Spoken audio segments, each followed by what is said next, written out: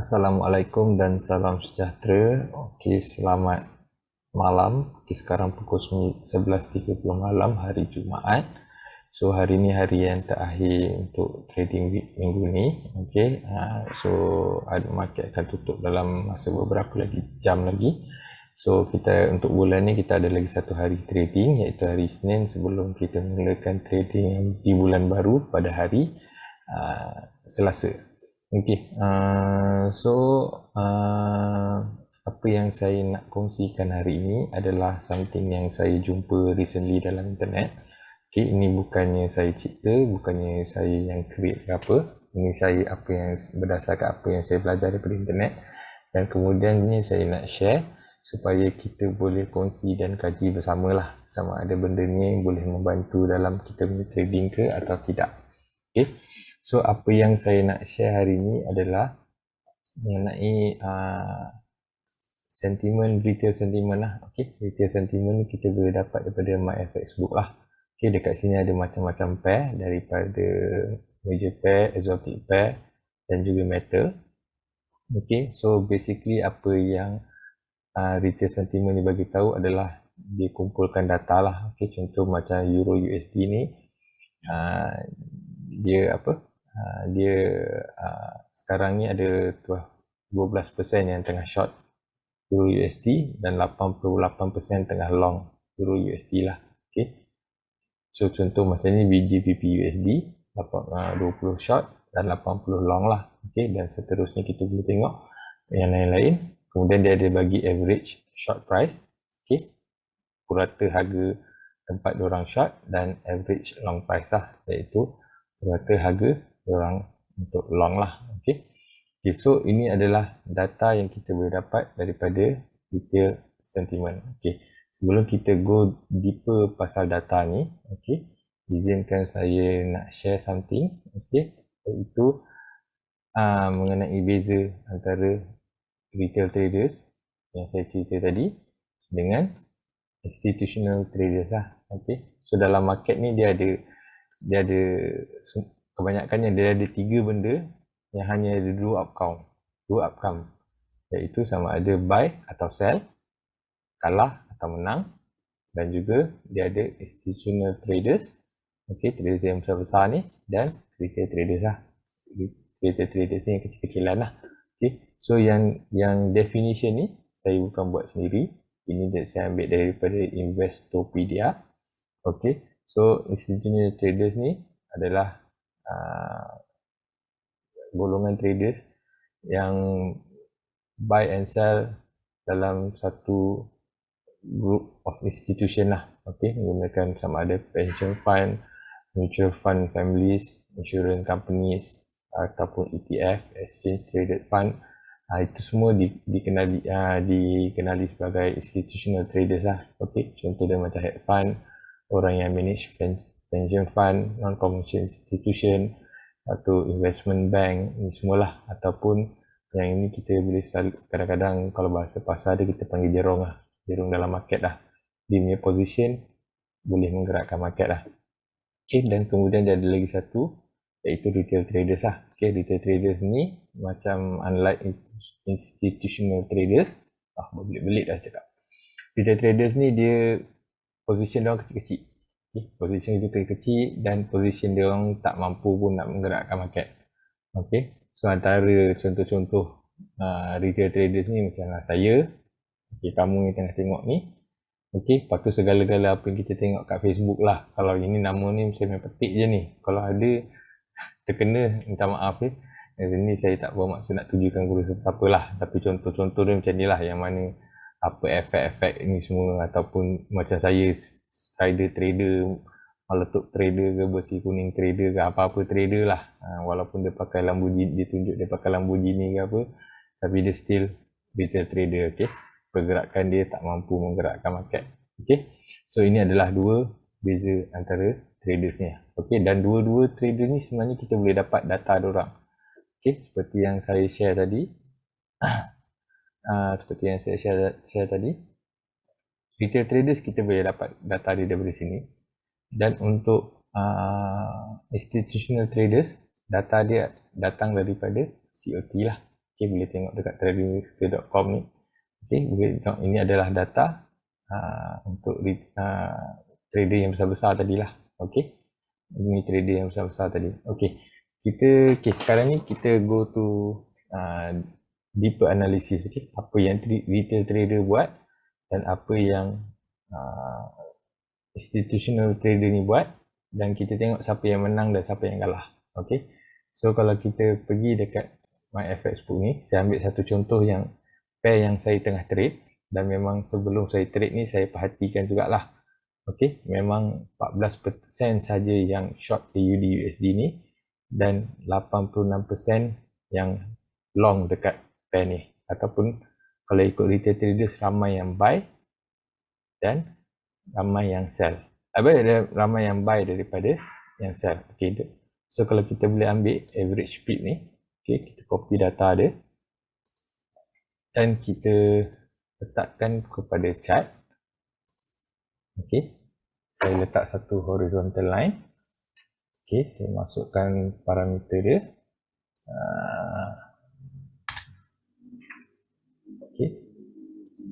Okay, ini basically zone di mana retail trader pasang long. Okay, ini adalah average ataupun purata lah.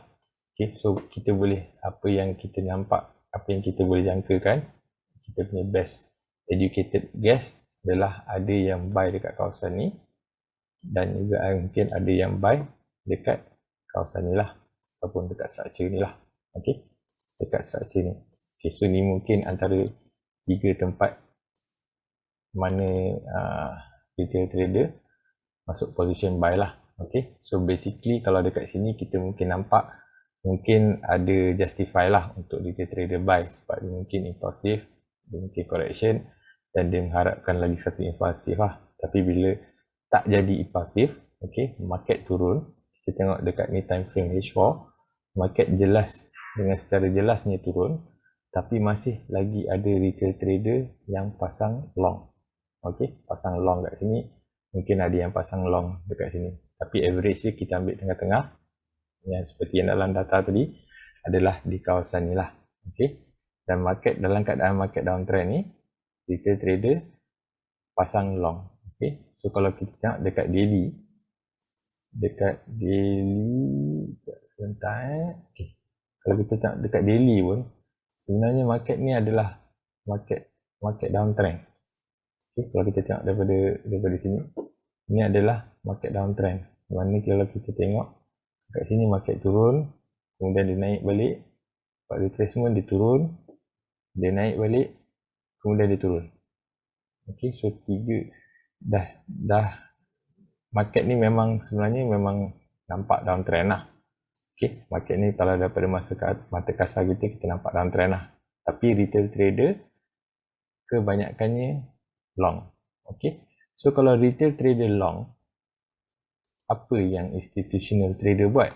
Okay, institutional trader buat, kita tengok dekat COP data ni, ini data minggu lepas. Minggu ni punya data belum keluar lagi. Minggu lepas punya data, iaitu as of 18 hari bulan 1, 97,000 short Euro USD dan 97,000 position short berbanding dengan long. So maksudnya dekat sini, apa yang kita boleh katakan, bila non-commercial ni atau institutional traders ni, diorang short dekat Aussie dollar, so maksudnya Aussie dollar dalam keadaan lemah. Okay, so dalam keadaan yang lemah tu, retail trader pergi buy AUD USD. Okay, dia buy AUD USD di kala kesemua, kebanyakan lah, saya tak boleh kata semua lah, kebanyakan institutional trader short, diorang long dekat AUD USD. Okay, so ini menunjukkan bahawa data yang kita tengok ni sebenarnya, kalau kita tengok kalau kita tengok antara institutional trader dan retail trader ni, kita dah boleh jangka lah. Okay. Yang akan menang selalunya institutional trader lah, sebab position diorang yang boleh gerakkan market. Okay. So sebenarnya kenapa saya buat dekat ambil contoh data dekat AUD USD, sebab sememangnya untuk pair ni saya ada position, okay, dan saya ketika saya masuk position sell, okay, sekejap saya tengok. Ketika saya masuk position sell, okay, ketika saya masuk position sell kat sini, retail trader semua tengah long. Retail trader long, saya rasa saya buat analisis saya untuk BBMA, saya nampak ini adalah kawasan MHV, okay, MHV sell, saya pun sell, dan kemudian market turun. Kemudian menjelang NFP, market retrace, dan lepas NFP, NFP pula, maafkan saya, lepas FOMC, menjelang FOMC market naik, kemudian lepas FOMC dan market terus turun. Dan kalau kita tengok mengikut pada siapa yang ada kefahaman BBMA, saya cuba tukar kepada BBMA dan kita tengok candle daily. Candle daily dah ada pun momentum sell. So maksudnya perjalanan ni dia akan teruskan lagi perjalanan ke bawah lah. Okay, dan EMA dengan mid BB ni masih jauh lagi. Okay, so maksudnya downtrend ni masih lagi banyak. Tapi kita as apa yang kita tengok tadi, retail trader semua tengah long. Okay, alright. So itu apa yang terjadi.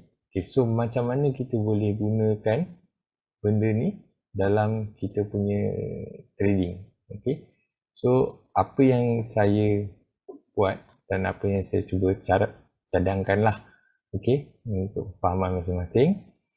Cuba lepas ni sebelum masuk apa-apa entry, kita semak dulu apa yang retail trader buat. Okay, so banyakkannya retail trader ni dia cuba mencari pucuk dan akar, dan benda tu sebenarnya tak salah, tapi itulah, kadang-kadang kalau pucuk dan akar kita kena tahu kat mana kita silap lah. Kalau kita cuba mencari pucuk, kemudian position kita silap, dan kita kena cut loss awal-awal lah. So jangan ikut sangat retail trader ni. So sekarang ni saya menggunakan retail trader ni sebagai salah satu panduan, di mana contoh kalau saya nak masuk position, saya akan buat analisa saya. Jadi kalau sama ada analisa saya buy atau sell, contoh kita ambil contoh Euro USD, saya buat analisa saya tahu Euro USD sekarang dalam keadaan kejatuhan, saya menunggu retracement, untuk masuk entry sell. Dan bila saya tengok okey, retail trader ni semua kebanyakannya long, so kebarangkalian dia saya akan short lah, disebabkan saya tahu retail trader ni kebanyakannya, bukan semua kebanyakannya akan kalah lah dengan non-commercial punya trader lah, ataupun institutional punya trader lah. Okay, sebab kalau kita tengok non-commercial pun 91% tengah short Aussie dollar sekarang ni, dan retail trader semua tengah buy Aussie dollar. So kita pun boleh tahulah siapa yang akan menang dan siapa yang akan kalah. Dan to be fair, saya kena terangkan, tak semestinya semua retail trader tu silap. Okay, so contoh kalau kita ambil tadi, saya tak silap saya retail trader short dekat kawasan ni. Okay, kat kawasan ni dia orang buy dekat kawasan ni. Okay, so kalau kita ambil average, sebab ni average, kita ambil lah. So dekat sini mungkin ada yang pasang position buy, dan dekat bawah ni mungkin ada yang pasang position buy, dan yang kat bawah ni mungkin akan ada yang pasang position buy, dan mungkin dekat bawah ni ada yang pasang position buy. Tetapi banyak sangat, saya buang satu, so to be fair lah. So kalau ni tengah-tengah dia, saya letak dua kat bawah, okay, satu lagi kat atas.